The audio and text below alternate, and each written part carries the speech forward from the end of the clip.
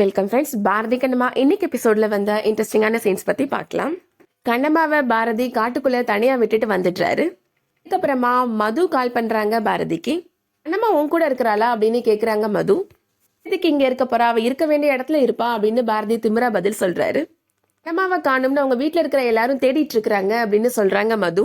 என்கிட்ட கால் பண்ணி விசாரிச்சாங்க, நானும் எனக்கு தெரிஞ்ச எல்லாருக்கும் கால் பண்ணி கேட்டேன். அப்போ ஒரு பாட்டிமா தான் சொன்னாங்க உன் கூட கண்ணம்மா கார்ல ஏறி வந்ததா அப்படின்னு சொல்றாங்க.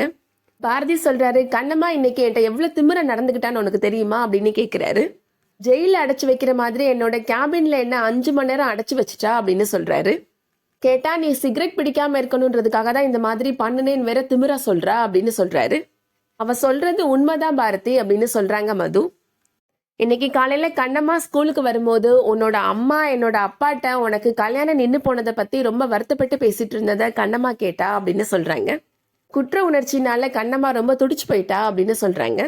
உன்னை எப்படியாவது திருத்தணும் அப்படின்னு முடிவு பண்ணி தான் கண்ணம்மா அந்த மாதிரி நடந்துக்கிட்டா அப்படின்னு மது சொல்றாங்க.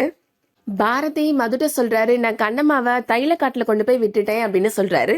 அந்த காட்டுக்குள்ள போனவங்க மறுபடியும் உயிரோட வர்றதுக்கான வாய்ப்பு ரொம்ப கம்மி அப்படின்னு சொல்றாரு. மது சொல்றாங்க, கண்ணம்மா உன்னோட நல்லதுக்கு தான் பண்ணுனா அதையும் புரிஞ்சிக்காம இப்படி நடந்துக்கிட்ட பாரதி அப்படின்னு திட்டுறாங்க. நீ எவ்வளவு நல்லவனா இருந்த பாரதி, உனக்குள்ள எப்படி இந்த மாதிரி வன்மோலாம் வந்துச்சு அப்படின்னு கேக்குறாங்க. ஒழுங்கா போய் கண்ணம்மாவை காப்பாத்தி கூப்பிட்டு வர வழியை பாரு அப்படின்னு சொல்றாங்க. தப்பு பண்ணிட்டோமோ அப்படின்னு பாரதியுமே இப்ப யோசிக்கிறாரு. இதுக்கிடையில காட்டுல நடக்கிறத காமிக்கிறாங்க. விஜய் கண்ணம்மாவை துரத்திட்டு ஓடி வராரு. கண்ணம்மாவுமே தப்பிச்சு ஓடி போயிட்டு இருக்கிறாங்க. ஒரு கட்டத்துல விஜய் கண்ணம்மாவை பிடிச்சிடுறாரு. விஜய் கண்ணம்மாட்ட தப்பா நடக்கிறதுக்கு முயற்சி பண்றாரு, என்னை காப்பாத்துங்க அப்படின்னு கண்ணம்மா கத்திட்டே இருக்கிறாங்க. பாரதியுமே இப்போ கரெக்டா காட்டுக்குள்ள வந்துடுறாரு. கண்ணம்மா நீ எங்க இருக்கிற அப்படின்னு அவருமே தேடி வந்துட்டு இருக்கிறாரு. கண்ணம்மாவோட சத்தம் கேட்டு அந்த இடத்துக்கு போறாரு பாரதி. யாரோ ஒரு ஆள் கண்ணம்மாட்ட தப்பா நடக்க முயற்சி பண்றத பாக்குறாரு பாரதி. விஜய் முகமூடி போட்டிருக்கிறதுனால அது விஜய் தான் அப்படின்றது பாரதிக்கு தெரிய வரல. விஜயோட சட்டையை பிடிச்சி இழுத்து சண்டை போடுறாரு. அப்போ அவர் நெஞ்சில பச்சை குத்தி இருக்கிறத பாரதி பாக்குறாரு. இதுக்கிடையில விஜய் பாரதி கண்ணில் மண்ணை தூவிட்டு அங்கிருந்து தப்பிச்சு ஓடி போயிடுறாரு. என்னை மன்னிச்சிரு கண்ணம்மா அப்படின்னு பாரதி கண்ணம்மாட்ட மன்னிப்பு கேட்கிறாரு. நான் பழி வாங்கணும் அப்படின்னு நான் ஏதோ விளையாட்டுத்தனமா பண்ணிட்டேன், ஆனா உனக்கு இப்படி ஒரு ஆபத்து வரும் நான் எதிர்பார்க்கவே இல்லை அப்படின்னு சொல்றாரு. எனக்கு ஒன்றும் அகல இல்லை கண்ணம்மா அப்படின்னு கேட்கிறாரு. கண்ணம்மாவை இப்போ கார்ல கூப்பிட்டு வந்துட்டு இருக்கிறாரு பாரதி. ஒரு நிமிஷம் நான் லேட்டா வந்திருந்தாலுமே உன்னோட நிலைமை என்ன இருக்குன்னு நினைச்சா எனக்கு ரொம்ப பதட்டமா இருக்கு அப்படின்னு சொல்றாரு அவரு. நம்ம ஏரியால இந்த மாதிரி ஒரு சம்பவம் நடந்ததே கிடையாது, நம்ம போய் போலீஸ்ல கம்ப்ளைண்ட் பண்ணலாமா அப்படின்னு கேட்கிறாரு பாரதி.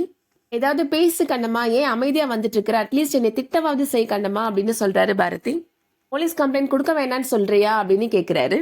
அதுவும் சரிதான், ஏற்கனவே உன்னோட அப்பா உன் மேல ரொம்ப கடுகடுன்னு இருக்கிறாருன்னு தான் மது சொல்லியிருக்கிறா அப்படின்னு சொல்றாரு.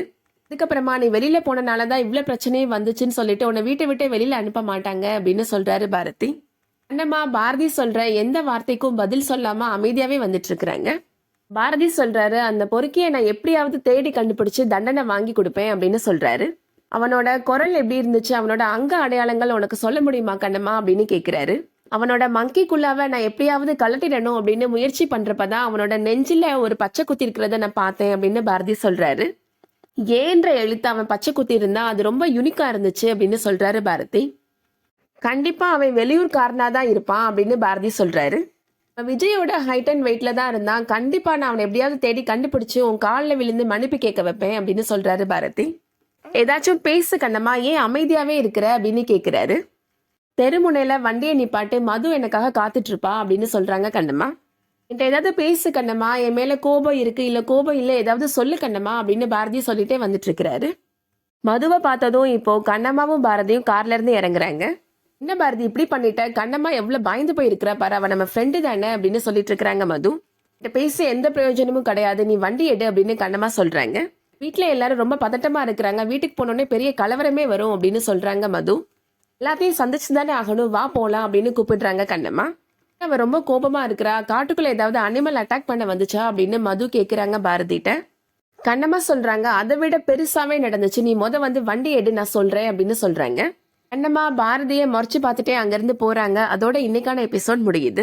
இந்த வீடியோ உங்களுக்கு பிடிச்சிருந்துச்சுன்னா லைக் பண்ணிக்கோங்க. ரெகுலர் சீரியல் அப்டேட்ஸ்க்கு நம்ம சேனலை சப்ஸ்கிரைப் பண்ணிக்கோங்க. தேங்க்யூ.